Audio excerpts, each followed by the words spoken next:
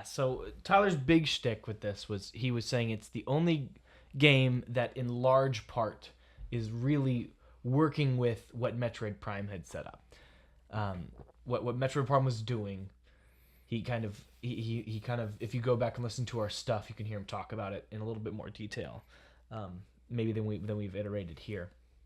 But I think it's important before we go much further to make the distinction that I think comes up a lot, and nobody really talks about it, is what separates a 3D Zelda game from a Metroidvania. Okay. I think this is something that a lot of people, like, I've heard certain games called Metroidvanias or even Metroid Prime inspired that are just not. Like Shadow Man, I really want to play Shadow Man.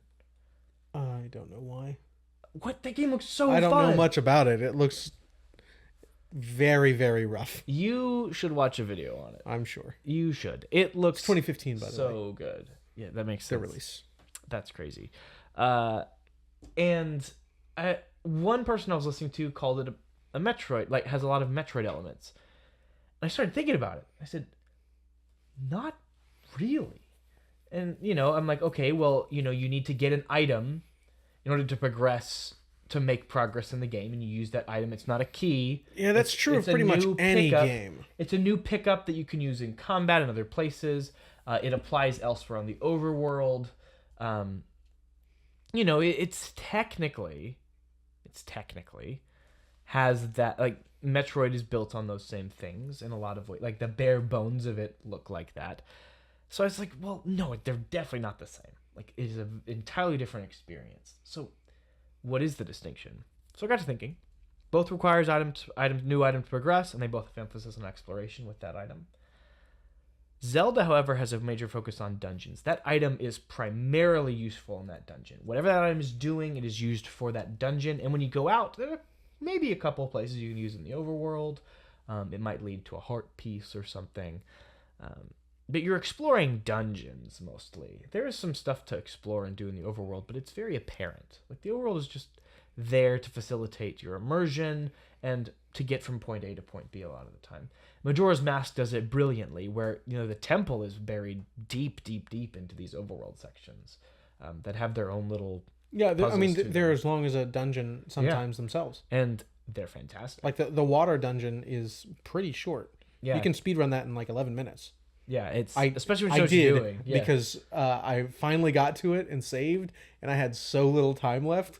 I did finally learn how to speedrun that dungeon. Then stopped playing the game, unfortunately, soon after that. But yeah, I can finish it in like 12 minutes. Easy. That's fantastic. It's an adventure game. Zelda's an adventure game. Metroid, I said, I'm not at the 3D Metroids yet, just a Metroidvania at this point. The focus is on exploration entirely. Every item calls to mind areas you've seen before. It'll lead towards a special upgrade or some sort of benefit or bonus of some kind. And there's far more of those scattered throughout the world. And the important part is it's on the player at that point. So it's on the player in Zelda games to use the item in the dungeon, but you have to use that item, and you need to use it here in this dungeon. Mm-hmm. In Metroid games, it's, oh, I saw that thing here and here. Let me go check out those two places again. It's on you, right? That it's putting that exploration focus on you. It's making you call to mind where it is. So even though the item is being used in Zelda games and games like them, and is even used for exploration in a couple spots, it's in the overworld, that's not how the game is built. In Metroid, the world, like, so Zelda builds puzzles and combats around its progression items, but Metroidvanias build the world around those things. That's what makes that's the biggest distinction, and I think that's what it is. And so the question then is, okay, between these two, where does Arkham Asylum lead? And it's definitely more on the Metroid side, I'd say. There's no sort of like you pick up an item and now you're using it throughout this large space, and then it's not as useful throughout. The world is very much built to have, oh, I remember seeing a brittle wall here, or seeing this, like, It's doing a lot lighter, but it is doing a lot of that to the player. Definitely lighter, and there's a lot of the structure of the game world that would have easily accommodated that sort of gameplay, that sort of just game design, but unfortunately it didn't. It chose to appeal to a broader audience, and I don't think it couldn't have been that. Like I think they knew exactly what they could have done, and either were told to or chose to go a different direction. Unfortunately. So then the next question is, what makes this more inspired by Metroid Prime than what we would say is a Metroid game, like just a 2D Metroid game, like Dread or something? Because It came out before Dread, Zach. Yeah, correct. No, because it is focused on the entire game world rather than any one space. Yeah. You're going back to these spaces all the time. Pretty much every time you get a new item, you're having to go to backtrack through a bunch of places. Anytime you encounter a new enemy, things have changed in the world. The biggest being, well, no, there are two pretty big ones. With Harley Quinn, you get the crazies that are released everywhere, and then dude, the way he takes them down is so awesome. It's brutal. So awesome. It's brutal. And then with Poison Ivy, the vines are everywhere. Some places are blocked off. There's new enemy types that are matched up with others, and you just have to take new paths. Totally agree. And then that transition from 2D to 3D, I think because Metroid Prime did it so well, people don't acknowledge that making that transition, taking a 2D Metroid game and the things that made it a Metroid game and putting it in 3D isn't just putting it in 3D. You have to fundamentally figure out how these things work in a three-dimensional space. It's an entirely different design philosophy, but that's trying to get you to the same experience. Two totally different spots that get you toward a similar thing in the middle. That's why that game is considered a masterpiece, in like many other reasons. But that's a huge reason. What an accomplishment. And the fact that people can forget that and go, oh yeah, like what makes it different? That's how good of a job they did with Metroid Prime. And a big part of Metroid is also the Metroid Prime specifically, though sure, Metroid 2, though you know better than I, is the sequence breaking might be the wrong, is not what I'm looking for. But in Metroid Prime, once you get the morph ball, you can immediately leave and go get the double jump, right? Like it's next to your ship. The double jump is next to your ship in a little alcove that you have to use the morph ball to go through. I think you need boost ball. I'm not sure though. It's been a while since I've played Metroid Prime 1. I'd say, but even then, the boost ball's not too far off. The boost ball is. Isn't it Fendara Drifts though? No, the boost ball's in the first area.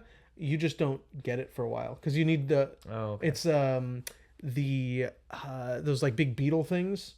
I love those things will never leave my brain. Yeah, like, they look like Tremor. You haven't seen Tremors 2, right? No. Or 3. I need to watch all of them. Yes. No, there's 8 of them, I think. Let's do it. No, just the first 3. I'll watch up to the first 3. But the I think it's in there. That's No, I refuse to. 3 is still a masterpiece, but then you get 4, and it's a B movie after that. They are some of the best B movies. I love Tremors 1 and 2. 3's just stupid. It knows exactly what it is. I mean, they all do, but 3 really leans into it. Really takes a turn. Oh, it's so weird. Anyhow, I just want to go back to the morph ball, see if I remember this map correctly. In the first area, what is that place called? The dusty, deserty area? Anyway, you go in there, and you've got that first open world. There's like 3 doors around you, and that the world is opening up to you. Ruins, Coast of Ruins. That sounds right. Like that. And then up top is where you go to the boss. Do you remember when you fight Flagra? Yeah, Flagra. So under Flagra is where those. What? How is it so good? It's like so good. The spectacle without compromising the feel like you're fighting something. Yeah. Like, eat your heart out, God of War. Like, wow, that's so a good moment. Anyway, that's nothing against God of War. God of War is incredible. God of War 3 in particular that's a stunning video game. Yes. It's really good stuff. Anyway, you said it before I did, so I don't want to take your credit, but Tyler called it Metroid Prime Lite, and I think that's perfect. The environments and use cases for your tools are simple to see. The rewards are very simple too, though. You won't find anything so rewarding as an energy tank or a secret missile upgrade, right? It relies on the RPG elements to give you those things. And if it was truly Unfortunately. digging in, it would truly be a Metroid Prime successor. I think even despite the more light elements, if you got your suit upgrades and new batarangs from exploring the environment, and they're optional. And they already have the foundation to do that. I meant to say they don't even have to be optional, is what I was going to say. Yeah. Yeah. This had to have been sort of a publisher mandate, incorporate experience in leveling up, because he has an entire Batcave already on the island. You could, well, I don't really like gathering resources for every single game, but you could bring things to put into some sort of machine, or just have other like bat safe houses around the entire island. The foundation is there. Like, the narrative conceit is already there. Or Riddler hid them. Like, I mean, it's so easy. Like, Riddler's playing a game with you and he hid some of your stuff. Oh, that yeah. he found. He found the Batcave. And then Sure. make that your, like, the Riddler puzzles or whatever. There's so many ways you could have done it. Yeah. All of the optional stuff just gives you some experience. Yeah. And, like, or a Riddler trophy, some sort of bonus content of some kind, yeah. But all of that gives you, I guess, yeah, you've got plenty of, being a comic book game, this is pretty common for comic book games. You've got a lot of the lore that's in there. You get character bios and everything. Little recordings of but the they all give you experience every time you pick something up. That's what I mean. Yes, you do get bonus content, absolutely, but not bonus gameplay. But it's like it's very much contemporary rewards, very much contemporary game design rewards, where it's not genuinely rewarding. Do you remember the first time you found any of the optional super missile upgrades in Metroid Prime for one of the other beams? No, I don't. I remember the first time I found one them vividly. I found the flamethrower. Oh yeah, yeah. You power bomb. Yeah, I know where that. You power bomb a certain a bridge. It's very much a reference to Super Metroid. And I had bombed it, and I found it, and I was like, what is happening? I took it to Ridley and just blasted his face off. I do remember that. Oh my gosh! Like, I did that when I was 10, and I'm talking about it right now. You see what I mean? Like, that is just powerful. And they just chose not to do it. It's all there. It's a real shame. It all could have been happening. Yeah, like you said earlier, the world design is already built like that. They could have really, really tapped into that. Yeah, and something else that they don't do well at all is incorporate any of your kit. Oh, this is even more to the point that they could have done all this, because in the next game they did this. One of the best boss fights in video games. Yeah, absolutely. I looked to see how it was way too far along in the game, or else I would have tried to, play through. Yeah, it's to Mr. like more than Freeze halfway again. through. It's almost the end. He's the end. Yeah, I looked at the guide. I think he's the last thing you do before the final stretch. It's just all Makes Joker sense. stuff. So you have most of your kit. Yeah, that makes sense. and you use all of it. Yeah, if it's hard mode, you have to use all. Like, there are 12 different ways to hurt him, right? And you have to hit all of them. I don't remember. Yeah, something like that. It's been a long time. But anyway, Mr. Freeze, like that shows extremely competent game design. And they didn't do anything close to that here. These boss fights are laughable. The worst part best. of the game. Yeah, I would say and the some boss of the fights worst are the boss fights I've ever seen. Yeah, they're terrible. Like the final fight with Joker is just nonsense, and then with Poison Ivy, and it's not even engaging. He's just up there like taunting, and it's just like, what do you?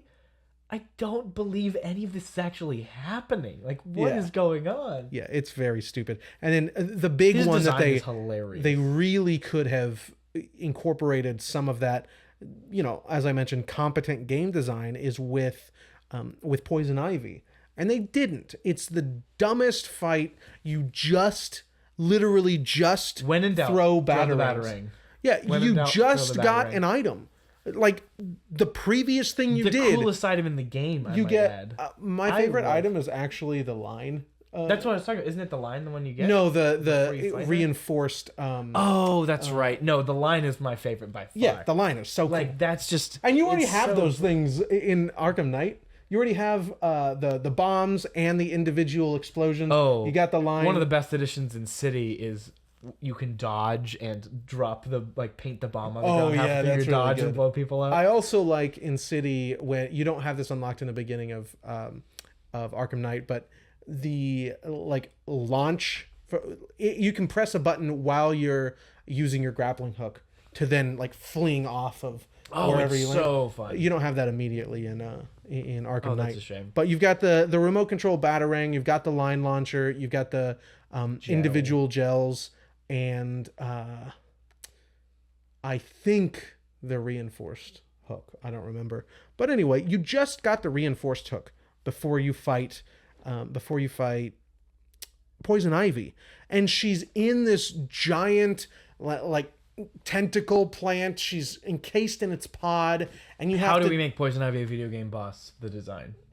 Yeah, it's very juvenile, but she's encased in this pod that occasionally opens once you deal enough, menial damage to it with your batarang. It opens and you throw a batarang and do the maximum amount of damage. Why are you not using the item you just got to pull off that shell?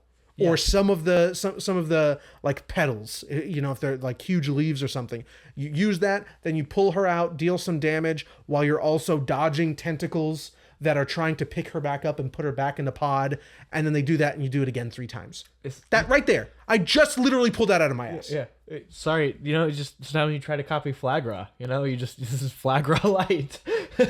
Correct. It could have been so easy to make an actually good and engaging fight. Yeah. But none of them are. Also, though, I love this. Do you know my favorite piece of game design from this game? Pray tell. Is when right after you get the line launcher, the first thing they let you do is a bunch of thugs amass on the other side of They know what you want to do with this thing. Yes, of course. So they let you do it. You take the line launcher, and he just like spider leg splays around, kicking all these guys as he passes through them. Oh, but also they're like, "Oh, what are you gonna do, Batman?" You wave. Oh no, he's coming, and they all stay standing there. These big meatheads. It's just. Oh, but also with the hook, they know exactly what you want to do with the hook as well. You pull down this. You've got to get up to a spot. You have to pull down the weakened wall with all 3 hooks. Yeah. And then 3 guys come and stand over like, "Oh, look, it's Batman." And of course, you can hook all 3 of them and pull them off. Just go right up there. It's so good. Yeah, anytime it goes, "Oh, look, it's Batman." And then you're like, "Oh, this is going to be good." Yeah. This is going to be good. Yeah.